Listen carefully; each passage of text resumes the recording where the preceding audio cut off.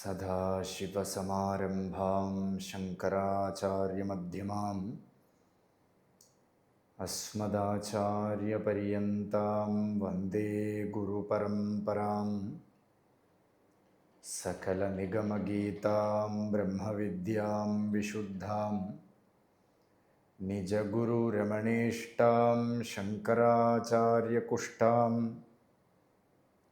ദദതി കരുണയാ യേ പ്രൗഢഗംഭീരവാചാം രമണചരണതീർത്ഥാൻ ദേശികാൻ താൻ നമാമഃ. ഹൃദയകുഹരമധ്യേ കേവലം ബ്രഹ്മമാത്രം ഹി അഹമഹമിതി സാക്ഷാദാത്മരൂപേണ ഭാതി. ഹൃദി വിഷമനസാ സ്വം ചിന്വദാമജ്ജദാവാം പവനചലനരോധാദാത്മനിഷ്ഠോ ഭവത്വം.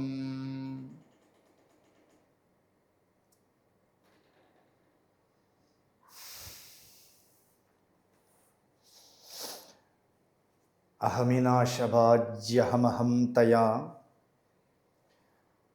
സ്ഫുരതി ഹൃത് സ്വയം പരമപൂർണസത്.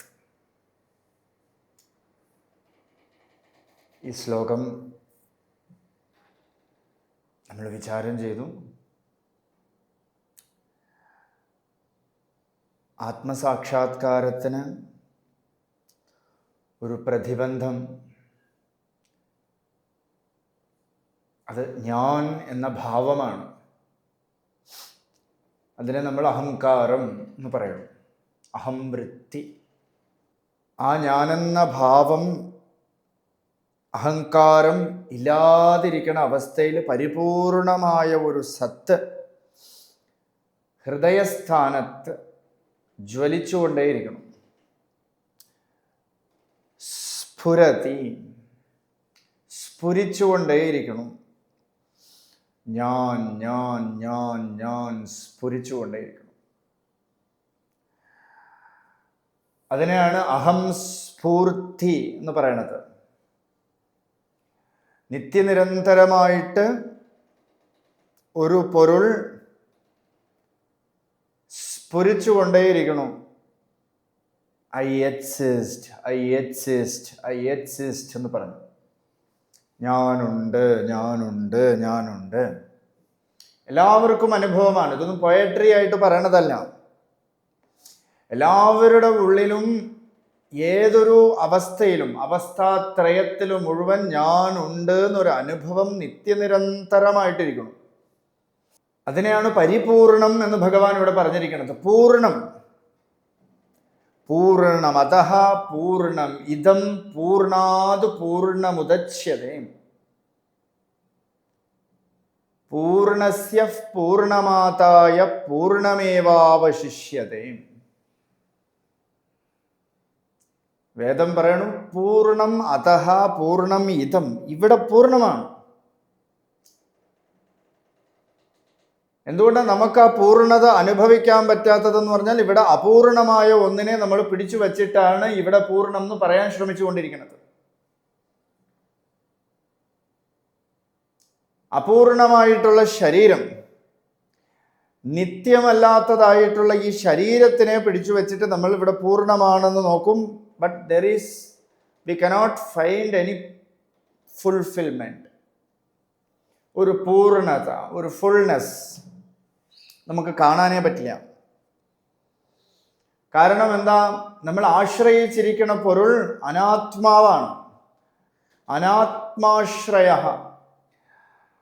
അനാത്മാവിനെ ആശ്രയിച്ചിരിക്കുന്നത് കൊണ്ട് തന്നെ നമുക്ക് ദുഃഖം വന്നുകൊണ്ടേയിരിക്കണം. പൂർണ്ണത കുറവ് വന്നുകൊണ്ടിരിക്കുന്നു, തൃപ്തിക്കുറവ് വന്നുകൊണ്ടേയിരിക്കുന്നു. എല്ലാവരും ഈ തൃപ്തിയെയാണ് തേടിക്കൊണ്ടിരിക്കുന്നത്. വെളിയിൽ സുഖരൂപത്തില്, സന്തോഷരൂപത്തില്, എല്ലാ വഴിയിലൂടെയും ഈ തൃപ്തിയെ, ഒരു ഫുൾഫിൽമെന്റിനെ, ഒരു പരിപൂർണതയാണ് തേടിക്കൊണ്ടിരിക്കുന്നത്. പരിപൂർണത തൻ്റെ ഉള്ളില് നിത്യനിരന്തരമായിട്ട് അപരോക്ഷമായിട്ടിരിക്കണം. അതിനെ അഹങ്കാരം എന്ന അജ്ഞാനം കൊണ്ട് മൂടപ്പെട്ടിരിക്കുന്നു, ആവരണം കൊണ്ട് മൂടപ്പെട്ടിരിക്കുന്നു, ഞാൻ എന്ന ഭാവം കൊണ്ട് മൂടപ്പെട്ടിരിക്കുന്നു. അപ്പൊ സൂക്ഷ്മചിന്തകനായിട്ടുള്ള ഒരു സാധകന് മനസ്സിലാവണു, ഈ അഹങ്കാരമാണ് എനിക്ക് സുഖാനുഭവത്തെ കുറച്ചുകൊണ്ടിരിക്കണത്, എന്നെ ലിമിറ്റഡ് ആക്കിക്കൊണ്ടിരിക്കണത്. ഞാൻ ഈ ശരീരം എന്ന് കരുതുന്നതാണ് ലിമിറ്റേഷൻ. ഞാൻ ഈ ശരീരം അല്ല, ഞാൻ മനസ്സല്ല, ഞാൻ ബുദ്ധിയല്ല, അഹങ്കാരമല്ല, ഞാൻ നിത്യസദ്വസ്തുവാണ്, നിത്യനിരന്തരമായിട്ടിരിക്കുന്ന ഒരു പൊരുളാണ്. അജഹ നിത്യം ശാശ്വതം പുരാണഃ.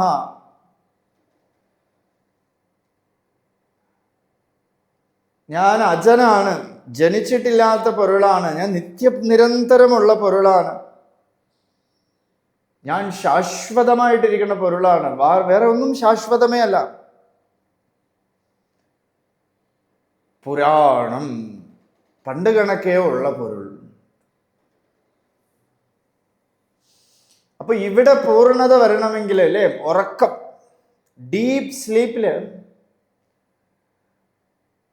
നമുക്ക് സുഖമുണ്ട്, തൃപ്തിയുണ്ട്, ബോറടിച്ചില്ല, പരയുടെ പാല് നുകർന്നുകൊണ്ടിരുന്നു നമ്മൾ. That state only we can say we are fully filled with enjoyment, rejoice, bliss. ആ സ്റ്റേറ്റിന് നമുക്ക് വലിയ ഇഷ്ടമാണ്. ഇപ്പൊ തന്നെ ഉറക്കം എന്ന് പറയുമ്പോൾ ഇവിടെ ഉള്ളവരുടെയൊക്കെ മുഖം ഇങ്ങനെ പുഞ്ചിരിച്ചു വരണത് കാണാം. എങ്ങനെ? അതിൻ്റെ ഒരു സ്വീറ്റ്നെസ്, അതിൻ്റെ ഒരു മാധുര്യത. എന്നാൽ ഉറങ്ങിപ്പോണ ടൈമിൽ സർവം ലയിക്കണു, ശരീരം ഇല്ല, അറിയില്ല നമുക്ക് ശരീരമുണ്ടോ ഇല്ലയോ. മനസ്സ് ലയിക്കണു. കാരണം എന്താ? ചിന്തകളോ അതുവരയ്ക്കും വേട്ടയാടിക്കൊണ്ടിരുന്ന വിഷമോ ഒന്നുമില്ല. ചിന്ത, വിഷമം ഒക്കെ മനസ്സിന്റെ സ്വരൂപമാണ്. ബുദ്ധി പ്രവർത്തിച്ചില്ല. ഞാൻ എവിടെ ഇരിക്കണു, ഭയം ഒന്നും എനിക്ക് വന്നില്ല. അഭയം പ്രതിഷ്ഠാവിന്തതേ, അഭയമായിട്ടിരുന്നു ഞാൻ, ഭയമേ ഇല്ലാതിരുന്നു, നിർഭയമായിട്ടിരുന്നു. അവിടെ ഞാനില്ലായിരുന്നു, ഞാനുണ്ടായിരുന്നു അല്ലേ. ഞാനില്ലാതിരുന്നിട്ടേ ഇല്ല. ആ ഞാൻ ഏത് ഡീപ്പ് സ്ലീപ്പിലോ സുഷുപ്തി നിലയിലോ ലയിക്കാതെ ഇരിക്കണം. ഇതാണ് ഭഗവാൻ അടുത്ത ശ്ലോകത്തിൽ പറയണത്. ഇതമഹം പദാഭിക്യമന്വഹം അഹമിലീനകേപി അലയസത്തയ. അഹങ്കാരം ലവലേശമില്ലാത്തത്, അഹംവൃത്തി ലവലേശമില്ലാതിരിക്കണ ആ ഞാനെന്ന ഭാവം ഒരു തരി പോലും ഇല്ലാതിരിക്കുന്ന ഡീപ്പ് സ്ലീപ്പ് സ്റ്റേറ്റില്, സുഷുപ്തി നിലയില് ഞാൻ ഉണ്ട് എന്നൊരു ബോധസ്വരൂപൻ ലയമില്ലാതെ നിൽക്കുന്നു, വിളങ്ങിക്കൊണ്ടേയിരിക്കുന്നു. ജാഗ്രതത്തിലുണ്ടായിരുന്നു, സ്വപ്നത്തിലുണ്ടായിരുന്നു, സുഷുപ്തിയിലും അത് അങ്ങനെ തന്നെ മാറ്റമില്ലാതെ അനുഭവസ്വരൂപമായിട്ടിരുന്നു. അതിൻ്റെ സ്വരൂപമേ അനുഭവം. അതുകൊണ്ടാണ് എഴുന്നേറ്റ് കഴിഞ്ഞാൽ സുഖമായിട്ടിരുന്നു എന്ന് പറഞ്ഞിരുന്നത്, സുഖമായിട്ട് ഉറങ്ങി എന്ന് നമ്മൾ പറയണത്. എന്തുകൊണ്ടാണ്? അതിൻ്റെ സ്വരൂപം തന്നെ അനുഭവമാണ്, അനുഭവസ്വരൂപമാണ്. ശിവാഭ്യാം അസ്തോക ത്രിഭുവന ശിവാഭ്യാം ഹൃദി പുനർഭവാഭ്യാം ആനന്ദസ്ഫുരത് അനുഭവാഭ്യാം. ആത്മാവിൻ്റെ ദ റിയൽ നേച്ചർ ഓഫ് ആത്മാ ഈസ് എക്സ്പീരിയൻസ്, അനുഭവം. ഇത് ഒരു കാലത്തും നശിക്കാത്തതായിട്ടുള്ള അനുഭവം. മറ്റനുഭവങ്ങളൊക്കെ മനസ്സുമായി സംബന്ധപ്പെട്ടിരിക്കുന്നതൊക്കെ ഒരു നാളേക്ക് നശിക്കും. ആ അനുഭവമൊക്കെ ലിറ്റിൽ ബിറ്റ്, കുറച്ചു നേരം, കോശം, ഇതൊക്കെ ആനന്ദമയ കോശത്തിലാണ് ചെന്ന് തട്ടണത്. പക്ഷെ അത് വീണ്ടും പോകും. കുറച്ച് നേരത്തേക്ക് ഒരു ആശ്വാസം വീണ്ടും പോകും, കുറച്ച് നേരത്തേക്ക് ഒരു വിശ്രാന്തി വീണ്ടും പോകും. പക്ഷെ ഞാൻ എന്ന് കേന്ദ്രം, അതിനെന്തു വേണമെങ്കിലും വിളിച്ചോ, ആത്മസ്ഥാനം എന്നോ ബ്രഹ്മസ്ഥാനം എന്നോ ഈശ്വരനെന്നോ എന്തു വേണമെങ്കിലും വിളിച്ചോളൂ. ഭഗവാൻ ഇവിടെ പറഞ്ഞിരിക്കുന്നത് ലയിക്കാത്ത ഒരു സത്ത. സത്ത മീൻസ് സത്ത്, ഒരു കാലത്തും നശിക്കാത്തതായിട്ടുള്ളതും മാറ്റം സംഭവിക്കാത്തതുമായിട്ടുള്ള ഒരു സത്ത അവിടെ മാറാതിരിക്കണം. ബാക്കിയെല്ലാം ലയിക്കണം. പ്രപഞ്ച ഉപശമം, ഏകാത്മപ്രത്യയസാരം, പ്രപഞ്ച ഉപശമം, ശാന്തം, അദ്വൈതം, ശിവം, ചതുർത്ഥം മന്യന്തേ, നാലാമത് ഒരു അവസ്ഥ. അതൊരു അവസ്ഥയൊന്നുമല്ല. That state itself is a real nature. ഈ നാലാമത്തെ സ്ഥിതി ഉണ്ടല്ലോ, ആ അവസ്ഥയിൽ നിന്നിട്ട് അതാണ് നമ്മുടെ തുരീയം, നമ്മുടെ സ്വരൂപമാണ്. ആ തുരീയ അവസ്ഥയിൽ കാണപ്പെടുന്ന 3 അവസ്ഥകളാണ്, പൊങ്ങി വരണ 3 അവസ്ഥകളാണ് ജാഗ്രത, സ്വപ്ന, സുഷുപ്തിയൊക്കെ. ഈ ജാഗ്രത, സ്വപ്ന, സുഷുപ്തിയും വന്നാലും സർവം ലയം സംഭവിച്ചാലും ലയിക്കാത്തതായിട്ടുള്ള ഒരു പൊരുൾ അങ്ങനെ തന്നെ ഇരിക്കുന്നു. അലിയാത്തതായിട്ടുള്ള, ഡിസോൾവ് ആവാത്തതായിട്ടുള്ള ഒരു പൊരുൾ, സത്ത ഉള്ള പൊരുൾ. അത് ലയിക്കുമ്പോൾ മാത്രമാണോ ഉള്ളതെന്ന് ചോദിച്ചാൽ അല്ല.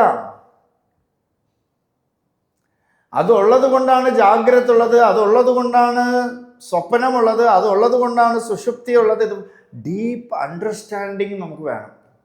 മഹർഷിയെ തന്നെ ചെറിയ വയസ്സിൽ കണ്ടിട്ടുള്ള ഒരാൾ കുറച്ച് കാലം കഴിഞ്ഞിട്ട് തിരുവണ്ണാമലയിൽ വന്നിട്ട് കണ്ടിട്ട് പറഞ്ഞു, ഭഗവാനെ നീങ്ക ரொம்ப മാറിയാച്ചു ഭഗവാനെ. ഇപ്പൊ ഭഗവാൻ പറഞ്ഞു, நான் மாறல போய். இல்ல பகவானே ரொம்ப மாறியாச்சு. இல்ல போய் மதுரையில் எந்த அனுபவம் கிடைச்சதோ அதே அனுபவம் தான் இப்பவும் இருக்கு. இல்ல பகவானே ரொம்ப மாறியாச்சு பகவானே, பார்த்தாலே தெரியுமே. ഭഗവാൻ നല്ല മാറിപ്പോയി, കണ്ടാൽ തന്നെ അറിയാലോ. ഇപ്പൊ ഭഗവാൻ പറഞ്ഞു, நான் எதை பார்க்கலையோ அதை பார்த்துட்டு தான் நீ மாறிடுச்சுன்னு சொல்றது. ഞാൻ ഏതിനെയാണോ ഗൗനിക്കാതിരിക്കുന്നത് അതിനെ നോക്കിയിട്ടാണ് നീ മാറിപ്പോയി എന്ന് പറയുന്നത്. അതിൻ്റെ സ്വരൂപം മാറ്റമാണ്. പക്ഷെ മധുരയിൽ ഏതൊരു അനുഭവം ഏർപ്പെട്ടോ ആ അനുഭവത്തിൽ തന്നെയാണ് ഇപ്പോഴും ഇരിക്കുന്നത്, ഒരു മാറ്റവുമില്ല. അതുപോലെ മാറ്റമില്ലാത്തതും ലയമില്ലാത്തതുമായിട്ടുള്ള അലയസത്ത അണ്ടർലൈൻ ചെയ്ത് തരണം. നമ്മൾ ഏതോ ലയിക്കുമ്പോൾ കിട്ടുന്ന ഒരു അനുഭൂതി മാത്രമാണ് അനുഭവം. ലയിക്കണു. എന്തെൻ്റെ ലയം? അഹങ്കാരലയം. മനസ്സിൻ്റെ, ബുദ്ധിയുടെ, അഹങ്കാരത്തിൻ്റെ ഒക്കെ ലയം വരുമ്പോൾ ഒരു പൊരുൾ സുഷുപ്തിയേക സിദ്ധ. ആചാര്യസ്വാമികൾ പോലും സുഷുപ്തിയെ ഡിഫൈൻ ചെയ്തിട്ട് പറയാണ്, സുഷുപ്തിയേക സിദ്ധ. സുഷുപ്തിയിലെ ഏതൊന്നാണോ സിദ്ധമായിട്ടുള്ളത് എന്ന് വെച്ചാൽ അത് ലയിക്കുമ്പോൾ കിട്ടുന്ന ഒരു സുഖമൊന്നുമല്ല. ലയിക്കുമ്പോൾ അത് പൊങ്ങി വരണം. മേഘം പതുക്കെ സൂര്യനെ മറച്ചിരിക്കണം. ഈ സൂര്യൻ്റെ മറവ് പതുക്കെ മാറുമ്പോഴേക്കും സൂര്യൻ പ്രകാശിച്ച് ജ്വലിക്കണത് പോലെ, പരിപൂർണമായിട്ടുള്ള ജ്വലനം എല്ലാവർക്കും കിട്ടണത് പോലെ ഈ അഹങ്കാരം പോയി ലയിക്കണ സമയത്ത്, അഹങ്കാരം മീൻസ് മനസ്സ്, ദാറ്റ് അഹങ്കാരം ഇറ്റ്സെൽഫ് ഈസ് ബോഡി. അത് വേറെ വ്യത്യാസമൊന്നുമില്ല. Body is an ego particle, no doubt. മനസ്സിൻ്റെ ഒരു സ്വരൂപം, മനസ്സിൻ്റെ ഒരു തോട്ടാണ് ബോഡി. ഇങ്ങനെയൊക്കെ പറഞ്ഞാൽ എങ്ങനെയാണ്? ഒരു ബോഡി ജനിക്കണമെങ്കിൽ കൂടെയും ഒരു അന്നമയമായ കോശം ജനിക്കണമെങ്കിൽ കൂടെയും ഉള്ളിൽ സങ്കല്പം വേണം. ആ സങ്കല്പം എനർജി രൂപത്തിൽ, പ്രാണന്റെ രൂപത്തിൽ പോയി അന്നമയമായിട്ട് വരണം.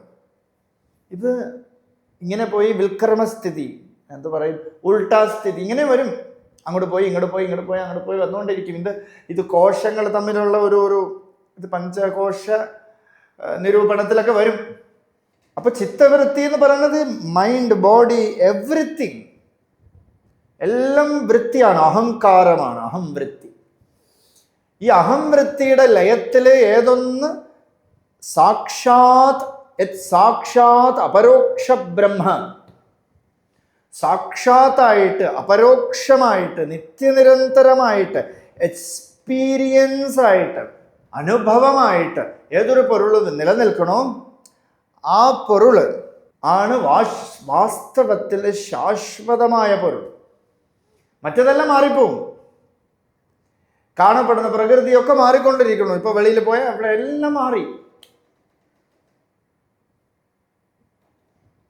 ശരീരം മാറണു, മനസ്സ് മാറണു, ഒക്കെ നമ്മൾ അധികം ചർച്ച ചെയ്ത വിഷയങ്ങളാണ്. നിയമങ്ങൾ മാറിക്കൊണ്ടിരിക്കണം. പ്രമാണശാസ്ത്രങ്ങൾ കൂടെയും ചിലപ്പോൾ മാറുമായിരിക്കാം. പക്ഷേ അതിൻ്റെ പൊരുളായിട്ടിരിക്കണ, അജനായിട്ടിരിക്കണ, ശാശ്വതമായിട്ടിരിക്കണ, അലയസത്തയായിട്ടിരിക്കണ ഈ ആത്മാവിന് മാറ്റമേ ഇല്ല. എവരിവെയർ, ഏതു മുക്കിലും മൂലയിലും പോയാലും ഈ വിദ്യ പെർഫെക്റ്റ് നോളജ്. എന്താണ് വേദാന്തം എന്ന് പറഞ്ഞാൽ? പെർഫെക്റ്റ് എന്നർത്ഥം. What which is perfect, that is Vedanta. അതാണ് വേദാന്തം. വേദാന്തത്തിന്റെ പെർഫെക്റ്റ് ഡെഫിനിഷൻ സ്വാമിയുടെ അടുത്ത് തന്നെ ചോദിച്ചു, what is perfection? Vedanta. What is the meaning of Vedanta? Perfection. Perfectly we can say perfection is in Vedanta, only in Vedanta. വേറെ ഒരു ശാസ്ത്രവും പെർഫെക്റ്റേ അല്ല. അതുകൊണ്ട് കൃഷ്ണൻ അർജുനന്റെ അടുത്ത് പറയാണ്, ത്രൈഗുണ്യ വിഷയാ വേദ നിസ്ത്രൈഗുണ്യോ ഭവാർജുന. ഈ വേദമുണ്ടല്ലോ ത്രൈഗുണ്യ വിഷയമാണ്. ശാസ്ത്രം ത്രൈഗുണ്യ വിഷയമാണ്. സത്വ, രജ, തമസാണ്.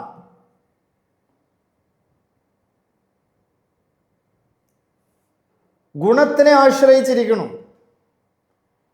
നിസ്ത്രൈഗുണ്യോ ഭവാർജുന. അതുകൊണ്ട് നീ എന്ത് ചെയ്യണം? ഈ ത്രൈഗുണ്യത്തിനെ അതിക്രമിച്ചുകൊള്ളുക. ഈ വേദത്തിനെ നീ അതിക്രമിച്ചുകൊള്ളുക. പ്രമാണത്തിനെ നീ അതിക്രമിച്ചുകൊള്ളുക. എന്ന് വെച്ചാൽ പ്രമാണം ഏതൊരു പൊരുളിനെയാണോ കാണിച്ചു തരണത് ആ പൊരുളായിട്ട് നീ ഇരുന്നുകൊള്ളുക അർജുന. നിർദ്വന്തോ നിത്യസത്വസ്ഥഃ. നിർദ്വന്തം, രണ്ടില്ലാത്തത് അല്ലേ? മറ്റതൊക്കെ ദ്വന്ദ്ങ്ങളാണ്. രണ്ടുണ്ട് അതിനെല്ലാം അല്ലെ? കർമ്മം ചെയ്യണ ആള്, ഫലം അനുഭവിക്കണ ആള്. അഹങ്കാരം ഉണ്ട്. അഹങ്കാരം എന്തിലിരിക്കണു? ഫലത്തിലിരിക്കണു. ഇത് ഫലം പ്രാപ്തി ചെയ്യണ ഒരാൾ. മറ്റു വിഷയങ്ങളെല്ലാം ഗുണസമ്പത്തുക്കളെ വളർത്താൻ വേണ്ടിയിട്ടാണ്. നിസ്ത്രൈഗുണ്യോ ഭവാർജുന നിർദ്വന്തോ നിത്യസത്വസ്ഥോ. നിത്യമായിട്ടിരിക്കുന്ന ഒരു പൊരുളായിട്ടിരിക്കുക. നീ നിത്യമാണ്. നിർയോഗക്ഷേമമാത്മവാൻ. നീ ആഗ്രഹിക്കാതിരിക്കുക. എന്തൊക്കെയോ നിനക്ക് വെളിയിൽ നേടണം, ഭോഗ ഐശ്വര്യങ്ങളൊക്കെ നേടണം എന്ന് വിചാരിക്കുന്നു. ഇതിനൊന്നും നീ ആഗ്രഹിക്കാതെ ഇരിക്കാം. അങ്ങനെ ഇരുന്നാൽ നീ നിന്റെ സ്വരൂപത്തിലിരിക്കുന്നു.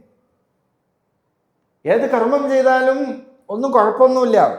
ഇല്ലെങ്കിലാണ് പ്രോബ്ലം. ഞാൻ ചെയ്യണു എന്നൊരു ഭാവം പറഞ്ഞില്ലെങ്കിൽ കൂടെയും ഉള്ളിൽ വരും. ഇത് വലിയൊരു സ്പിരിച്വൽ എക്സസൈസ് ആണ്. നമ്മൾ ചെയ്തുകൊള്ളുക ഈ എക്സസൈസ് ഡെയിലി ലൈഫിൽ. ചീത്ത പറയണതൊക്കെ ഒരു അംഗീകാരമായിട്ട് വെച്ചുകൊള്ളുക. ഗുരു 10 ചീത്ത പറഞ്ഞാൽ നമുക്ക് ആശ്വാസമാവണം. നല്ലത് പറയാൻ ഇടവരുത്താതിരിക്കുക. സൂക്ഷ്മമായിട്ട് നമ്മൾ ചിന്തിക്കണം. ഒരു കുരുത്തക്കേട് കാണിക്കാനല്ല പറയണത്. എന്ത് നമ്മൾ പെർഫെക്റ്റ്ലി ചെയ്യാൻ നോക്കണതിനും അതിനൊരു ചീത്ത പാർട്ടിക്കിൾ ആരെങ്കിലും കണ്ടെത്തിയാൽ, ഓ പാടാ, ഞാൻ കറക്റ്റ് പാത്തിലാണ്. അഹങ്കാരത്തിന് ഉന്മൂലനം നമ്മൾ ചെയ്തുകൊണ്ടേയിരിക്കണം നിത്യനിരന്തരം. അതൊരു സ്പിരിച്വൽ എക്സസൈസ് ആണ്. ഇത് പതുക്കെ അഹങ്കാരം പതുക്കെ തല താഴ്ത്ത്. പതുക്കെ ഈ അഹങ്കാര വൃത്തി തല താഴ്ത്തുമ്പോഴേ, ലയിക്കുമ്പോഴേ, തല താഴ്ത്തുന്ന ലയിക്കുക. ഉറക്കത്തിൽ അതല്ലേ അഹങ്കാരം എന്ന് പറയുന്നത്? ഈ ഹെഡാണ്, തല. എല്ലാവരും വിചാരിക്കും ഈ സ്പിരിച്വൽ പ്രാക്ടീസിൽ ഇരിക്കണമെങ്കിൽ സഹസ്രാരം തലയിലല്ലേ അല്ലേ? സഹസ്രാര പത്മം ഇരിക്കണോ? അതുകൊണ്ട് തല, head is the main particle. Main portion ഹെഡാണെന്ന് വിചാരിക്കുന്നു. ഭഗവാന്റെ അടുത്ത് കാവ്യകണ്ഠ ഗണപതി മുനിയോ ആരോ ചോദിച്ചു, ഭഗവാൻ ശിരസ്സാണ് പ്രധാനമായിട്ടുള്ള സ്ഥാനം എന്നൊക്കെ ഓരോ ശാസ്ത്രം ഇതൊക്കെ വെച്ചിട്ട് പറഞ്ഞു. ഭഗവാൻ പറഞ്ഞു, അല്ല ഈ ഹൃദയസ്ഥാനം എന്താണ്, ഹൃദയമാണെന്ന്. വീണ്ടും തർക്കിക്കണു. ഭഗവാൻ മിണ്ടിയില്ല. കുറച്ചു നേരം കഴിഞ്ഞപ്പോൾ ഇരുന്ന ഒരാളിങ്ങനെ ഉറങ്ങി തൂങ്ങണുണ്ട്, തല ഇങ്ങനെ വന്ന് തൂക്കി അടിക്കണം. അപ്പോൾ ഭഗവാൻ അയാളെ കാണിച്ചിട്ട് പറയണു, അത് ചൈതന്യസ്ഥാനമായിരുന്നാ ഇപ്പടി വീഴുമാ പോയി, അത് ചൈതന്യസ്ഥാനമായിരുന്നാ ഇപ്പടി വീഴുമാ പോയി അല്ലേ. അഹങ്കാരം എപ്പോ പോയി വീഴണം, ബെൻഡ് ചെയ്യണം, കുമ്പിടം. ഇതിനാണ് ശരണാഗതി, ഇതിനാണ് നമസ്കാരം. അല്ലാതെ എക്സസൈസ് അല്ല. സ്വാമിയെ പറയും നമസ്കാരം പറഞ്ഞ് കുറെ എക്സസൈസ് ചെയ്തിട്ട് പോകും, കുറെ മെയ് വഴക്കം വരും എന്നല്ലാതെ വേറെ ഒന്നും വരില്ല. എക്സസൈസ് അല്ല അഹങ്കാരം. ഈ ശിരസിനെ കൊണ്ട് തറയിൽ മുട്ടിക്കുക, ഇത് പ്രാക്ടീസാണ്.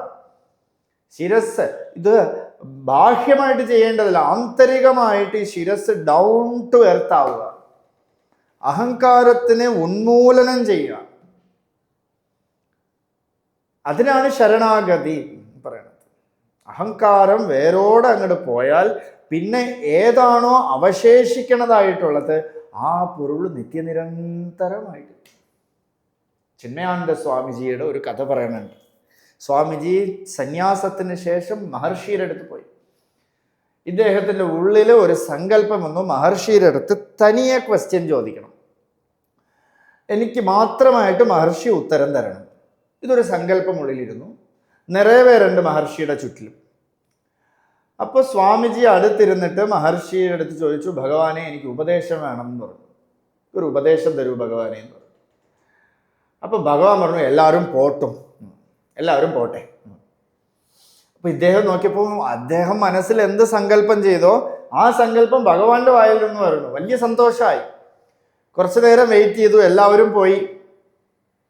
ഇദ്ദേഹം പതുക്കെ ഭഗവാനെ വിളിച്ചിട്ട്, ഭഗവാനെ എല്ലാവരും പോയി ഭഗവാനെ, ഞാൻ മറ്റെന്താ ഇருக்கு, എല്ലാവരും പോയി, ഞാൻ മാത്രമേ ഉള്ളൂ എന്ന് പറഞ്ഞു. അപ്പൊ ഭഗവാൻ പറഞ്ഞു, അതും പോട്ടും അതും പൊക്കോട്ടെ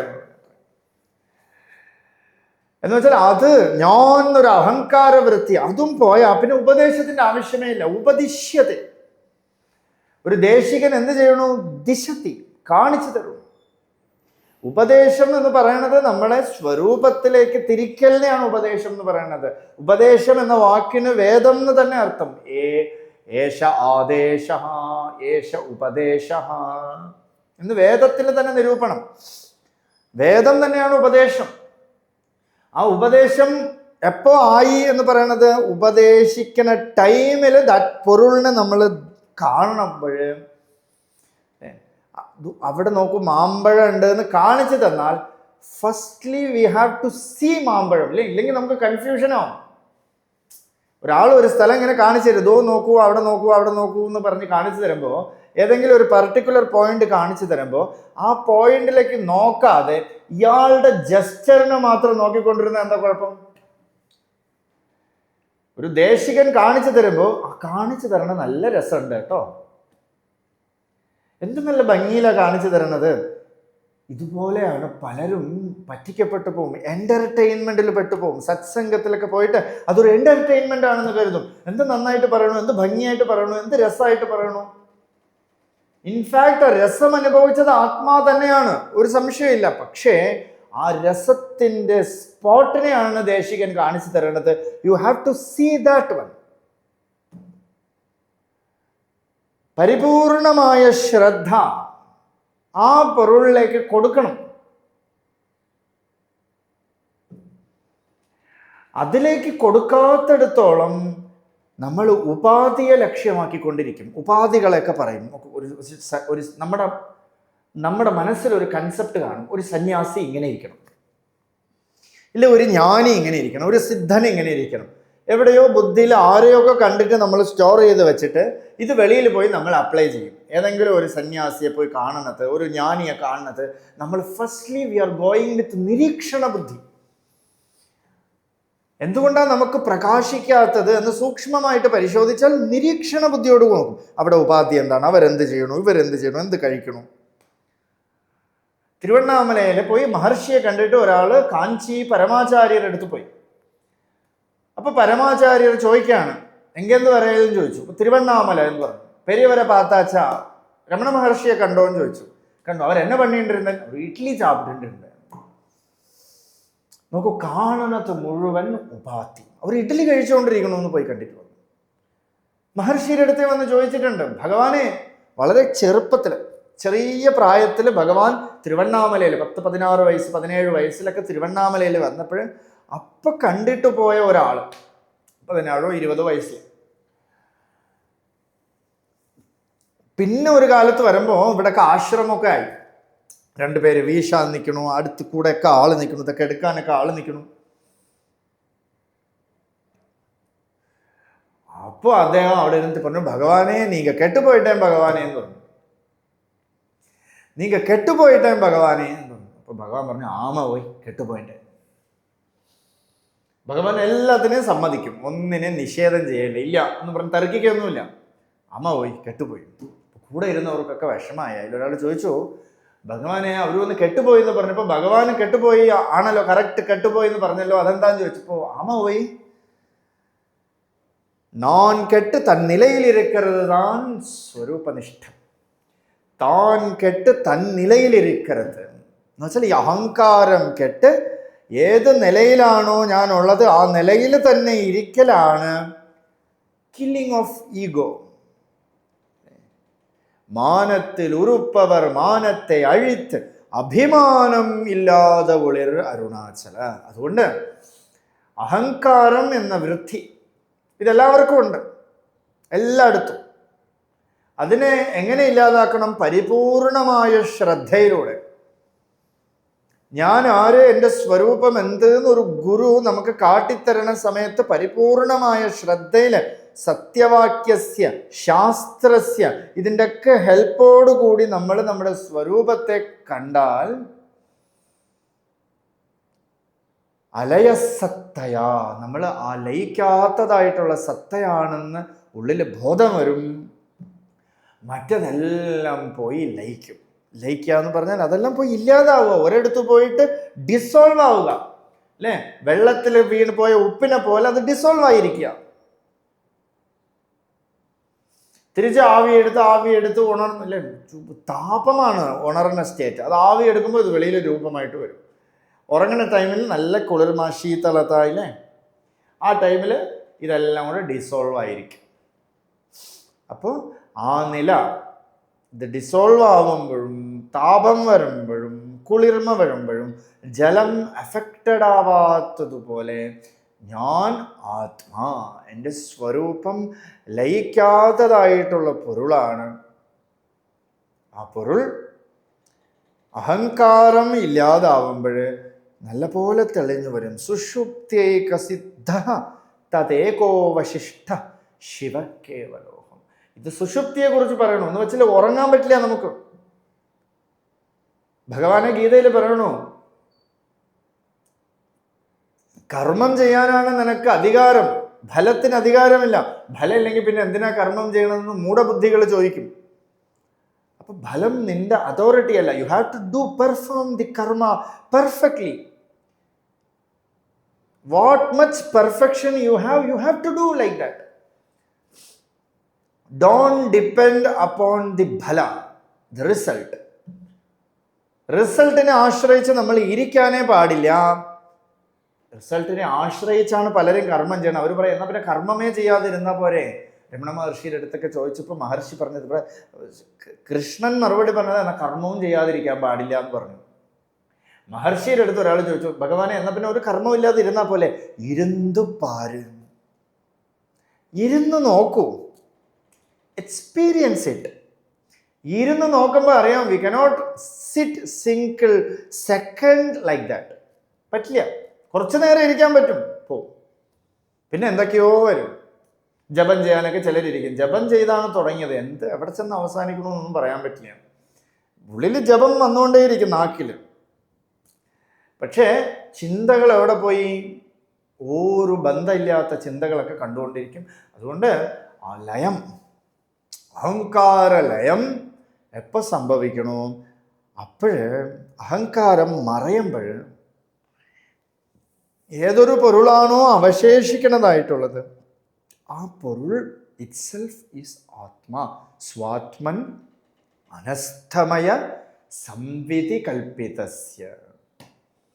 അസ്തമിക്കാത്തതായിട്ടുള്ളൊരു സൂര്യൻ ഉള്ളിൽ പ്രകാശിച്ചിരിക്കുന്നത് കാണാം. ദാറ്റ് സൂര്യൻ ഇറ്റ്സെൽഫ് ഈസ് ആത്മാ. സാവാദിത്യോ ബ്രഹ്മ ബ്രഹ്മൈവ അഹമസ്മി. തുടർന്ന് നമുക്ക് നാളെ കാണാം. അരുണാചല